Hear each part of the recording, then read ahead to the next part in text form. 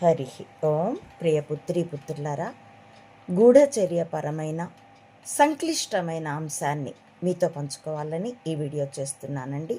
స్వయంగా అవగాహన పెంపొందించుకునే దారిలో ఉన్న వాళ్ళకైతే కొద్దిపాటి పరిశీలనతో మీ విశ్లేషణకి అందే విషయమే, మీ అవగాహనకి అందే విషయమే.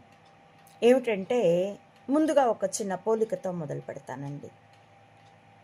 కాలినడక తప్ప ప్రయాణ సాధనాలు లేని వాళ్లకు కాశీకి వెళ్ళడానికి 2 నెలలు పట్టే కాలంలో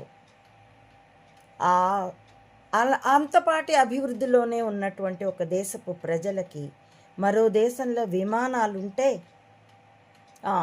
కాశీకి వెళ్ళడానికి 2 నెలలు అవసరం లేదు, 2 గంటలు చాలు అని అంటే నమ్మలేరు. ఎందుకంటే విమానాలు అనేటటువంటి అత్యాధునిక అభివృద్ధి చెందినటువంటి ప్రయాణ సాధనాలు వాళ్ళకు ఊహకు కూడా లేవు గనక, కాలినడకే వాళ్ళ ప్రయాణ సాధనం గనక, లేదా ఎద్దుల బండో గుర్రపు బండో, కాబట్టి 2 నెలల ప్రయాణం 2 గంటలలో పూర్తి చేయొచ్చు అంటే నమ్మలేరు.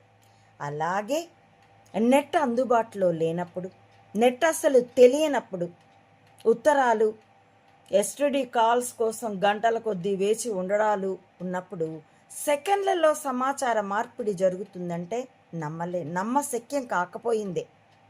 అదే నెట్ అరచేతిలోకి వచ్చాకైతే అందరికీ తెలుసు.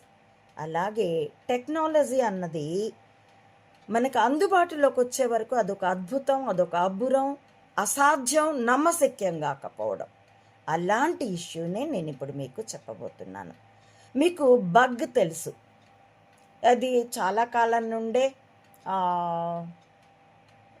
ఏ కేసుతో బయటకు వచ్చిందో నాకు ఇప్పుడు ఆ ధాటన గుర్తు రావట్లేదు, కానీ ధృవ సినిమాలో అట్లాంటి వాటిల్లోనూ, చాలా మున్నా సినిమాల్లోనూ చాలా వాటిల్లో మీరు చూశారు స్పైయింగ్ కెమెరాస్ని, బగ్స్ని. ఆ బగ్ ఎక్కడ ఉందో అంతవరకు ఆ ప్రాంతంలో ఆ గది లేకపోతే దాని యొక్క ఇన్ఫ్లుయెన్స్ స్పేర్ ఎంత ఉందో అంతలో ఎవరెవరు ఏమేం మాట్లాడుకున్నా, ఒకవేళ స్పై కెమెరా అయితే ఆ వీడియోలు కూడా అవి రికార్డ్ చేస్తాయి. ఇంతవరకు ఈ టెక్నాలజీ మనకి తెలుసు. ఇక్కడ మరొక విషయాన్ని ప్రస్తావించి ఈ టెక్నాలజీ అప్డేట్ ఏంటో చెప్తాను. ఇప్పుడు మనకి మన థంబ్, ఎవరి థంబ్ వారికి యూనిక్, మరొకరితో సరిపోలదు. ఎవరి కనుగుడ్డు వారికి యూనిక్, మరొకరితో సరిపోలదు. అలాగే ఎవరి voice frequency, whatever the sound wave we produce